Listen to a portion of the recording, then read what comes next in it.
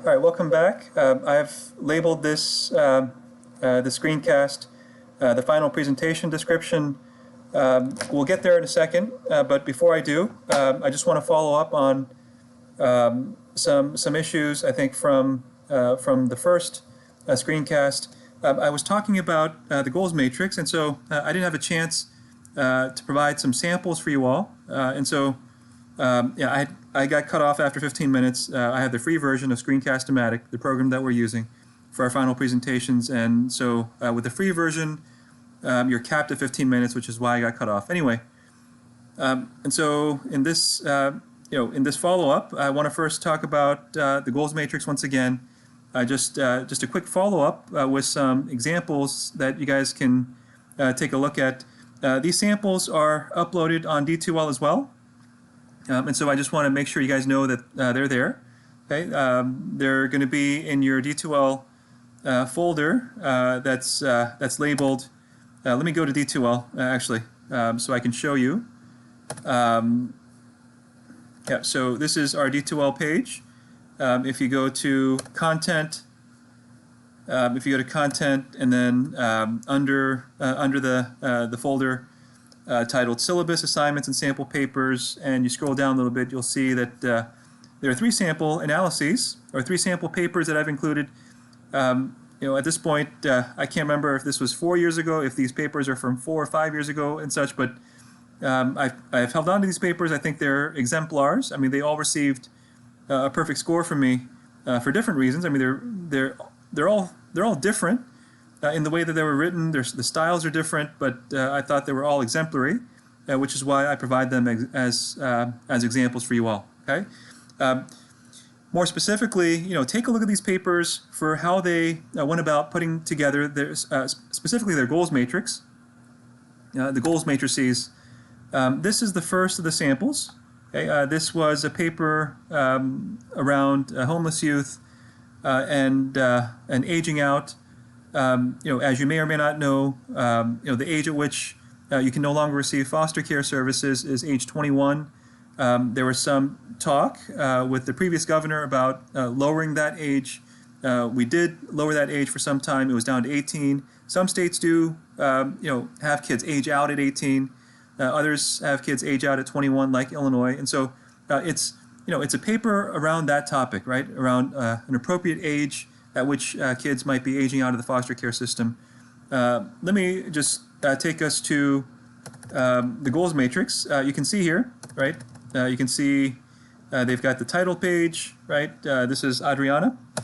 I believe she, just FYI, I think she graduated from Loyola a few years back. Here's the table of contents, right? Here's her executive summary, her problem statement. We're scrolling through the problem statement here, and then right after the problem statement, she inserts her goals matrix. I think this looks very nice, right? You can see you have two different dimensions here. Along one dimension, you have your policy goals, efficiency, equity, and security, and below each one is how she's defining each of those goals.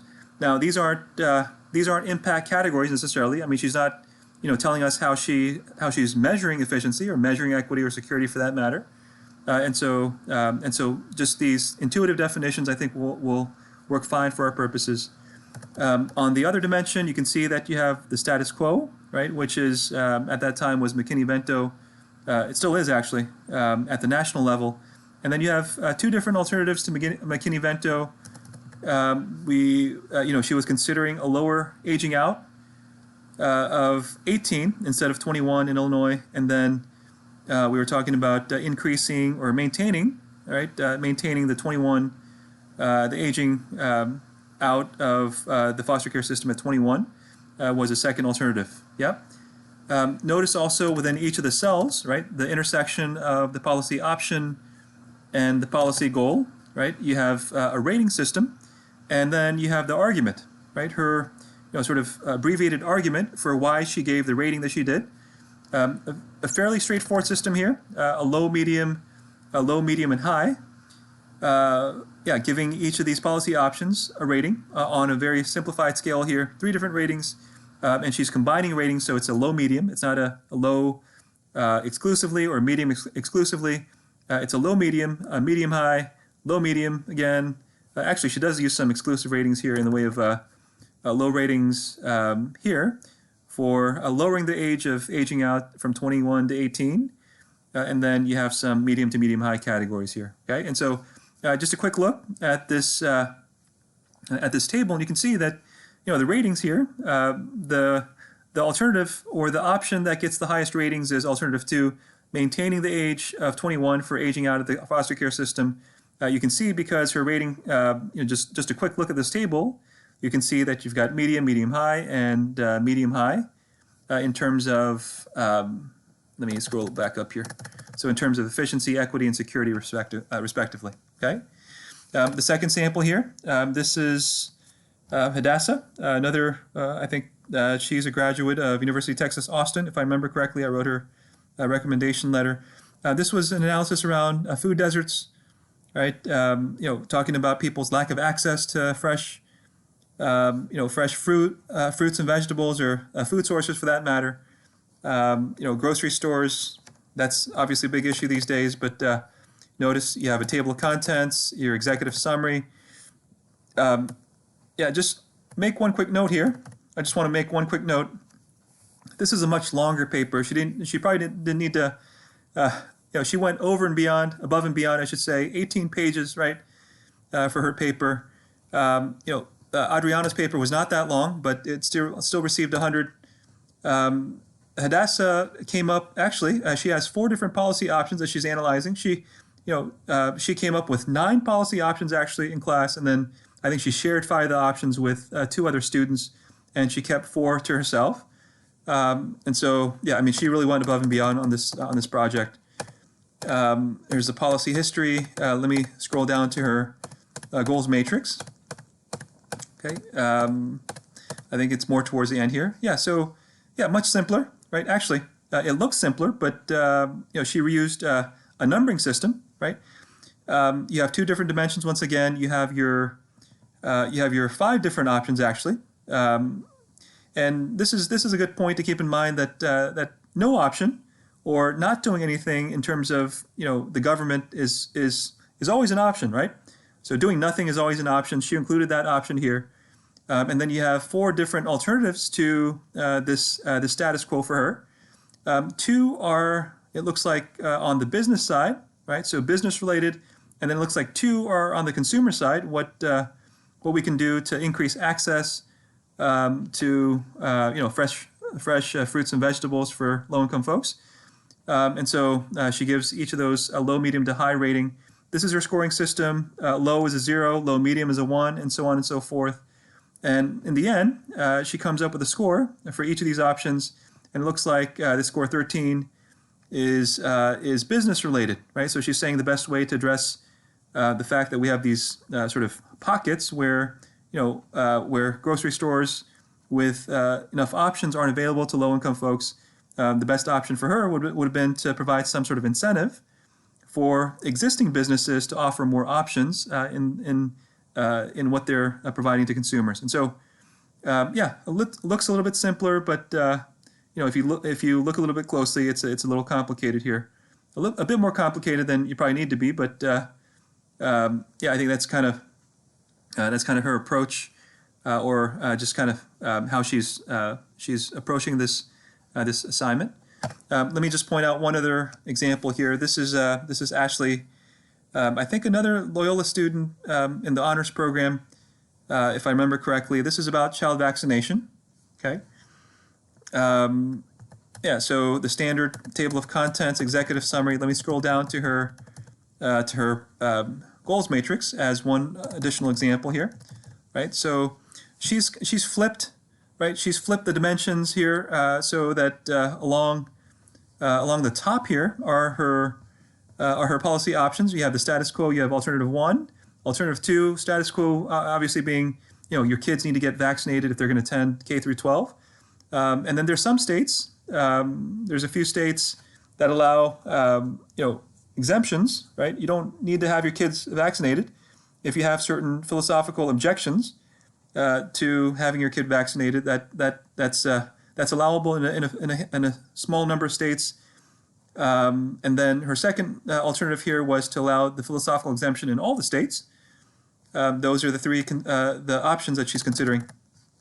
And then you can see on the left here are her policy goals. You have efficiency, equality, right? Not necessarily equity, but equality is one of her goals, and how she's defining each of those goals.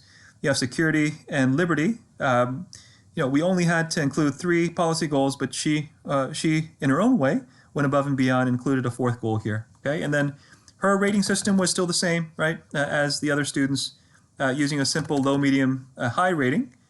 And then her arguments in each of these cells explaining why she gave the rating that she did for each of the policy options in terms of assessing the effectiveness or the extent to which each of those alternatives is achieving the goals that were identified here. Okay, so yeah, take a look at these samples. These are on D2L for you guys to look at in putting together your final projects. Okay, I just want to say one last thing. So this screencast was originally intended to give you guys some guidance in terms of how to put together your presentations, and so this is a quick document that I put together. I'm asking you to essentially narrate, PowerPoint slides. I'm saying 10 slides I think will get the job done. And this is what I think makes sense for us in terms of the content that needs to be included in that PowerPoint presentation. So this numbering system here corresponds to the slide number, right? So on the first slide, you'll certainly need a title page, right? Your name, the title of your presentation. I think you need 3 slides that touch on your problem statement. I think you can devote 1 slide to talking about the background.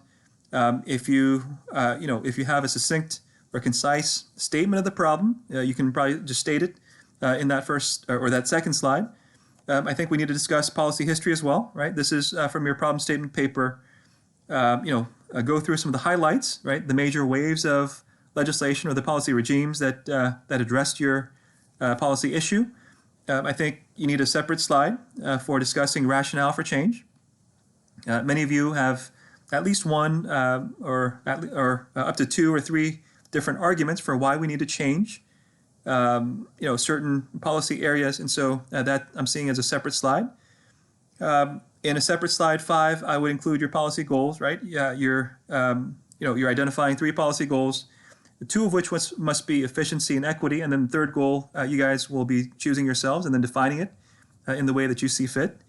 I think you need another slide, another separate slide that describes your policy options that you've identified, your 3 policy options, and some of the details behind each of those options I think would be appropriate too in that slide. Okay. The next 3 slides, I'm saying to separate these out for the sake of clarity here. I would treat, sometimes students, they'll copy and paste their goals matrix onto one slide and then, have the audience just kind of follow along. But I think it's clearer if you separate out, let's say, kind of the segments of your analysis, right? Or, what may correspond to rows or columns within the goals matrix in your presentation. And so what I'm saying is, separate out policy option 1, right? Devote an entire slide just to discussing policy option 1 and how it's doing in the way of your equity ratings, your efficiency ratings, and your goal 3 ratings. Separate out policy option 2 and tell the audience how you rated it in the way of equity, efficiency, and goal 3 and why. Separate out policy option 3 in the same manner, right? And tell the audience once again your rating that you've given it in terms of equity, efficiency, and goal 3. I think that's probably the most straightforward way to do it. You might do it differently. You might say, well, in terms of equity, right? Another way to format this might be to say slide 7 is equity, slide 8 is efficiency, slide 9 is goal 3, and then you rate the 3 policy options with respect to equity, right? Policy option 2 was preferred, policy option 3 was second, policy option 1 was the last option that we wanted, for example, right? So there's different ways to put it together, but this is probably your standard format here. And then, of course, don't forget your policy recommendation, right? Of the 3 options, which do you recommend and why? And any other additional recommendations that you have or any other ideas that you might have for how we might approach your issue or problem, go ahead and include that in the last slide as well. Okay?